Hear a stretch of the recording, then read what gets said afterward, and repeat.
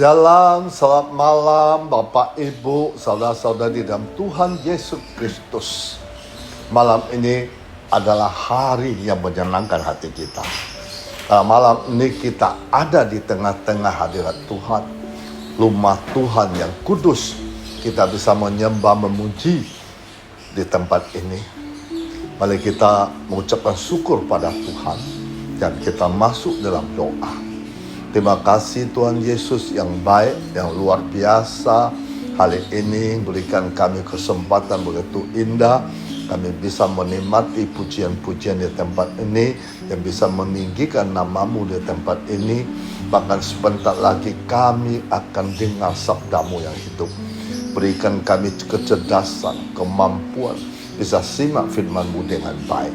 Di dalam nama Tuhan Yesus Kristus, haleluya, amin. Oke Bapak Ibu, saudara-saudari dalam Tuhan Yesus Kristus. Tema hari ini, bagaimana cara menyenangkan hati Tuhan. Bapak Ibu, saudara-saudari dalam Tuhan Yesus Kristus, cara menyenangkan hati Tuhan adalah dengan hidup sesuai dengan ajaran dan perintah Allah, serta melakukannya dengan kasih. Karena Allah kita adalah kasih. Bapak Ibu, saudara-saudari dalam Tuhan Yesus Kristus, saya coba memberi beberapa cara dapat dilakukan untuk menyenangkan hati Tuhan. Pertama, kalau memiliki iman yang menyenangkan Tuhan. Kedua, pikiran secara spiritual berkaitan dengan pikiran kepercayaan, bukan tubuh dan fisik. Ketiga, kalau takut kepada Tuhan. Keempat, pelajari, ikuti teladan Yesus Kristus. 4, taatilah kepada Tuhan. 6, lakukan kehendak Tuhan. 7, berikanlah pengorbanan yang dihendaki Tuhan. 8, puji Tuhan setiap saat. 9, mencari Tuhan secara konsisten. 10, hidup dengan penuh sukacita dan kegembiraan. Tuhan memiliki rencana bagi orang-orang percaya. Perjanjian baru berisi nasihat untuk menunjukkan perilaku berkenan kepada Tuhan. Menyenangkan Tuhan adalah atau seharusnya menjadi tujuan semua orang percaya. Semua berseru nama Kristus untuk keselamatan. Persyaratan bagi semua orang ingin menyenangkan Tuhan adalah mereka harus mencari Tuhan dengan iman. Berjalan dalam roh, bukan dalam daging. Berjalan layak terhadap panggilan kita dalam ketaatan, menundukkan pada kehendak Tuhan. Hal-hal ini mungkin tanpa mustahil untuk dilakukan. Namun Tuhan ingin kita menyenangkan Dia. Dia memungkinkan kita untuk menyenangkannya. Kita melakukan hal-hal ini dengan kuasa Roh Allah yang tinggal di dalam hati kita. Seperti Paulus mengingatkan jemaat di Roma 8 ayat 8. Mereka yang hidup dalam daging tidak mungkin berkenan Allah. Jadi langkah pertama untuk menyenangkan Tuhan menurut Paulus, lalu menerima pengorbanan dosa yang Allah sediakan dalam kematian Yesus Kristus di kayu salib. Hanya dengan cara inilah kita bisa berada di dalam roh, bukan di dalam daging. Kita baca lagi Ibrani 11 ayat 6. Kita melakukan hal ini dengan iman, karena tetapi tanpa iman tidak mungkin orang berkenan kepada Allah. Sebab barang siapa berpaling kepada Allah, ia harus percaya bahwa Allah ada, bahwa Allah memberi upah kepada orang yang sungguh-sungguh mencari Dia. Bapak Ibu, saudara-saudari dalam Tuhan Yesus Kristus, dalam Roma 8, Paulus menjelaskan perbedaan antara sifat berdosa dan sifat orang-orang dilahirkan kembali oleh Roh. Mereka yang masih berada dalam dosa mempunyai pikiran tertuju pada keinginan-keinginan berdosa. Sedangkan mereka dilahirkan kembali oleh Kristus memiliki pikiran yang benar-benar baru, dikendalikan oleh Roh. keinginan untuk hidup sesuai dengannya. Nah, kita bisa baca lagi Roma 8 ayat 6 dan 7. Karena keinginan daging adalah maut, tetapi keinginan roh adalah hidup, damai sejahtera. Sebab keinginan daging adalah perseteruan terhadap Allah, karena ia tidak takluk kepada hukum Allah. Hal ini memang tidak mungkin baginya. Jadi langkah pertama bagi orang percaya untuk menyenangkan Tuhan adalah dengan memastikan bahwa kita berjalan dalam roh, bukan dalam daging. Selain itu kita harus hidup oleh iman. Nah, kita baca lagi Ibrani 10 ayat 38. Tetapi orangku yang benar-benar akan hidup oleh iman, apabila ia mengundurkan diri, maka aku tidak berkenan kepadanya. Tuhan tidak akan senang dengan orang-orang yang mundur darinya, karena mereka tidak yakin kepadanya, atau mereka meragukan kebenaran pernyataan dan janji-janjinya. Karena mereka tidak percaya bahwa jalan-jalannya benar, suci, dan sempurna. Nah, persyaratan imannya, keyakinan kepada Tuhan, bukannya tidak masuk akal. Itulah yang kita tuntut dari anak-anak dan pasangan kita. Itu ada syarat yang sangat diperlukan agar kita merasa senang terhadap mereka. Nah, begitu pula dengan Tuhan. Oleh karena itu, menyenangkan Tuhan adalah hidup sesuai dengan ajaran dan perintahnya, melakukannya dalam kasih. Kita selalu ingin menyenangkan orang-orang kita kasihi. Perjanjian baru penuh dengan nasihat untuk hidup benar, mengasihi Kristus dan mentaati perintah-perintahnya. Nah, Yesus menyatakan hal dengan sangat jelas lewat Yohanes 14 ayat 15. Jika kamu mengasihi aku, kamu akan menuruti segala perintahku.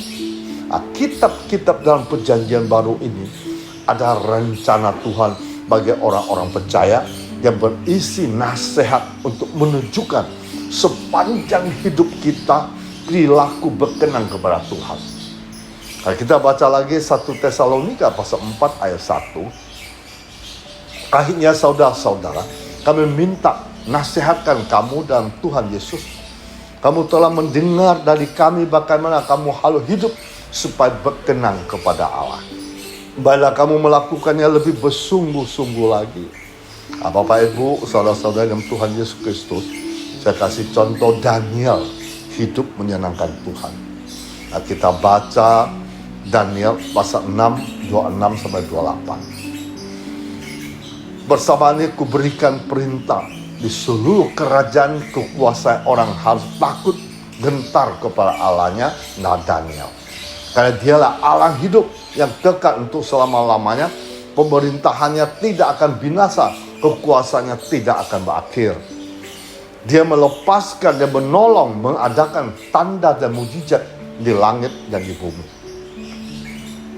Dia yang telah melepaskan Daniel dari cengkraman singa-singa.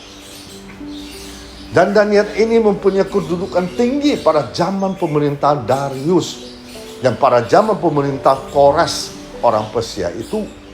Bapak Ibu, saudara-saudara yang Tuhan Yesus Kristus, dari ayat ketiga di atas kita menemukan hal yang luar biasa. Tuhan memberikan pengertian dalam tentang manusia ilahi yang sesungguhnya dalam diri Daniel. Manusia diciptakan sedemikian rupa untuk menyenangkan hati Tuhan. Bisnis, usaha, rumah tangga adalah sebagian kecil dari kehidupan kita. Bagian besarnya adalah hidup menyenangkan hati Tuhan. Terkadang kita harus ditakut-takuti terlebih dahulu dengan namanya persembahan, perpuluhan, dan buah sulung. Hal ketiga ini adalah bagian kecil dari kesenangan hati Tuhan. Ibadah, keluarga, pelayanan juga merupakan bagian kecil dari kesenangan hati Tuhan. Bapak Ibu, saudara-saudari dalam Tuhan Yesus Kristus, apa ciri-ciri manusia Tuhan? Pertama, ciri-ciri manusia Tuhan adalah mempermuliakan nama Tuhan. Tadi kita baca Daniel 6 ayat 26. Kemanapun kita melangkah, di komunitas manapun kita berada, nama Tuhan harus dipermuliakan. Jangan merasa masa bodoh terhadap orang-orang yang belum mengenal Tuhan. Tuhan harus terlihat dalam kehidupan kita. Ciri-ciri manusia Tuhan yang kedua, harus punya banyak kesaksian hidup tentang Tuhan, pengalaman pribadi dengan Tuhan. Tadi kita baca Daniel 6 ayat 27. Kita harus mencari orang Kristen memiliki bukti atas kejadian yang kita alami dalam hidup sehari-hari. Perkara besar maupun kecil pasti mempunyai bukti tersendiri. Kalau Daniel tidak punya pengalaman pribadi dengan Tuhan, tidak mungkin Raja Darius memberikan perintah untuk menyembah Allahnya Daniel. Pengalaman hidup kita bisa dialami orang lain. Biar orang lain melihat bukti hidup kita mengenai kebaikan Tuhan. Kalau kita diizinkan sakit dan sudah divonis oleh dokter, biarlah Tuhan menyembuhkan kita. Bagian kita ada untuk menutupinya. Yang ketiga, harus dipermuliakan Tuhan. Daniel 6 ayat 28. Tuhan tidak pernah kehilangan cara untuk memuliakan kita, bahkan dengan cara yang tidak pernah kita pikirkan. Mujizat pertolongan Tuhan jauh lebih banyak daripada masalah yang kita hadapi dalam kehidupan. Kita bisa baca juga Daniel 6 ayat 11. Demi mendengar Daniel bahwa surat perintah itu telah dibuat, pergilah ia ke rumahnya. Dalam kamar atasnya ada tingkap-tingkap terbuka ke arah Yerusalem. 3 kali sehari dia berlutut berdoa serta memuji Allahnya seperti biasa dilakukannya. Kalau kita lihat di ayat 12, lalu orang-orang itu bergegas-gegas masuk mendapati Daniel sedang berdoa memohon kepada Allahnya. Jadi the man of God pasti membangun sesuatu yang namanya keintiman. Daniel membangun doa 3 kali sehari, dia membangun kekudusan. Pada saat masalah datang, roh keintimanlah mengatakan tetap tenang dalam situasi apapun.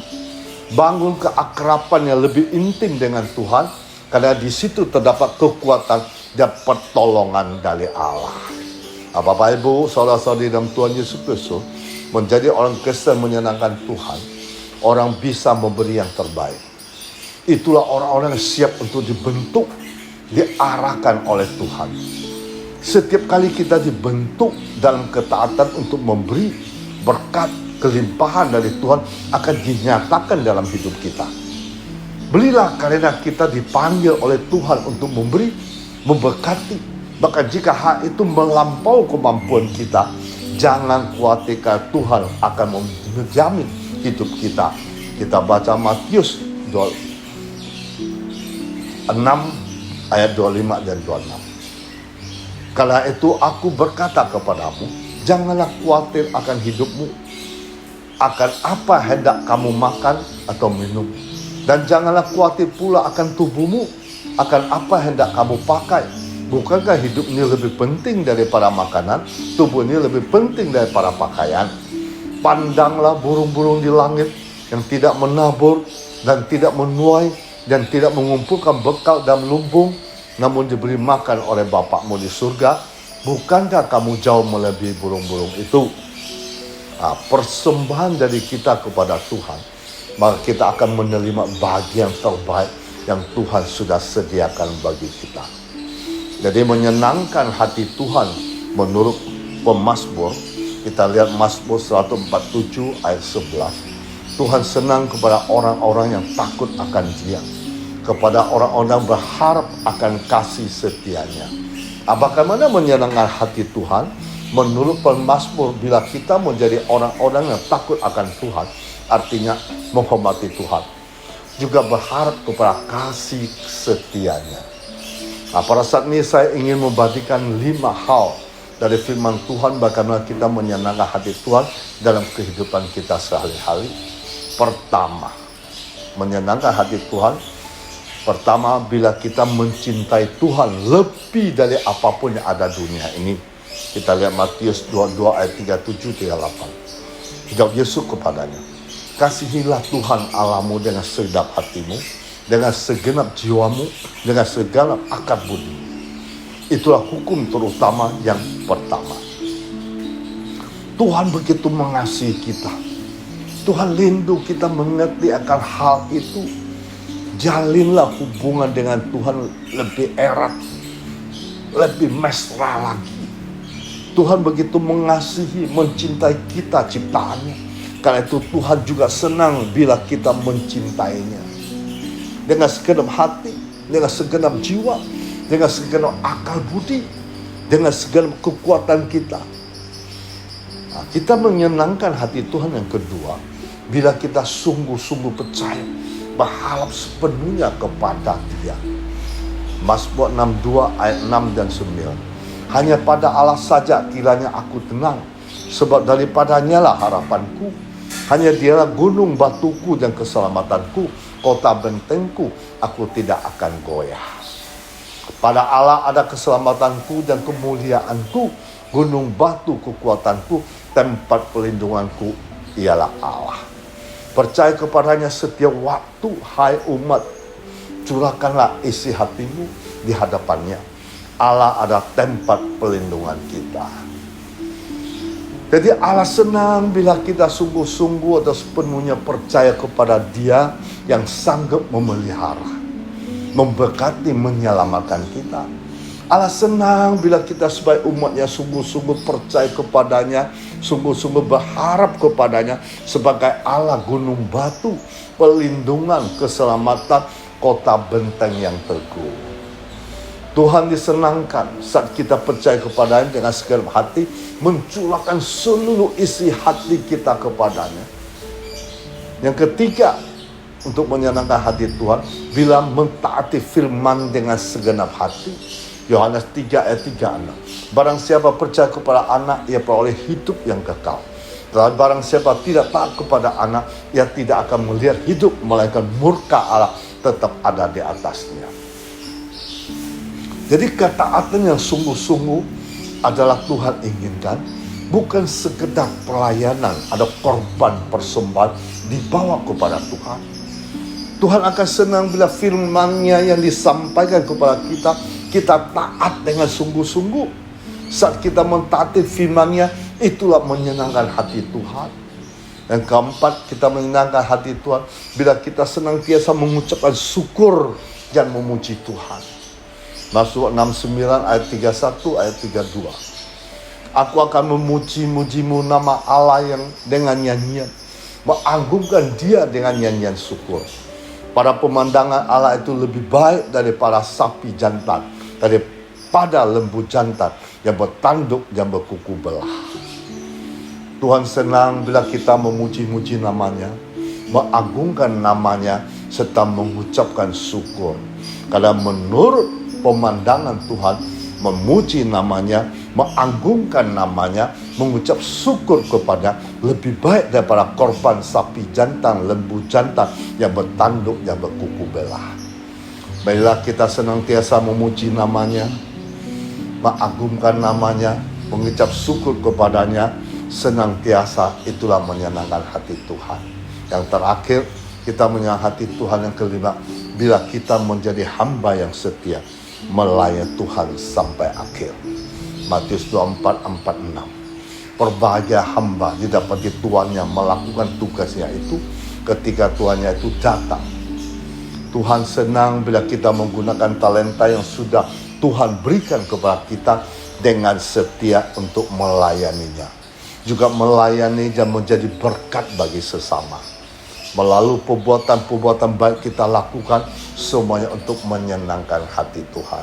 Bapak, Ibu, saudara-saudara dalam Tuhan Yesus Kristus, jadi inilah 5 hal dari firman Tuhan, bagaimana kita menyenangkan hati Tuhan dalam kehidupan kita sehari-hari. Tuhan memberkati kita semuanya. Kita masuk dalam doa. Tuhan, terima kasih lewat firman-Mu, kami sudah paham, kami sudah mengerti bagaimana cara menyenangkan hati-Mu. Kami harus selalu mengikuti perintah-Mu, kehendak-Mu, menghormati Engkau, takut kepada-Mu, melakukan terbaik dengan penuh kasih, terhadap sesama, terhadap siapapun. Mulai hari ini kami belajar keteladanan-Mu dalam hidup kami, supaya kami menyenangkan hati-Mu.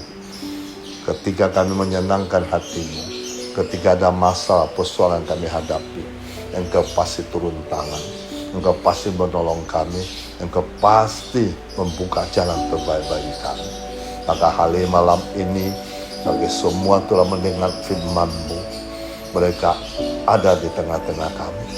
Mungkin mereka sangat bersandar kepadamu, berharapan kepadamu. Hamba minta ulurkan tangan-Mu, Tuhan Yesus, ajaib yang berkasa.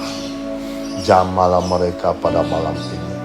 Siapapun malam ini sudah mendengar sabda-Mu, percaya kepadamu, yakin, dan dia serahkan seluruh hidup tangan-Mu. Dan Tuhanlah yang mengurapinya, Tuhan yang menyembuhkannya, Tuhan yang memberkatinya, Tuhan yang membuka jalan keluar dalam masalahnya. Di dalam nama Tuhan Yesus kami berdoa, haleluya, amin.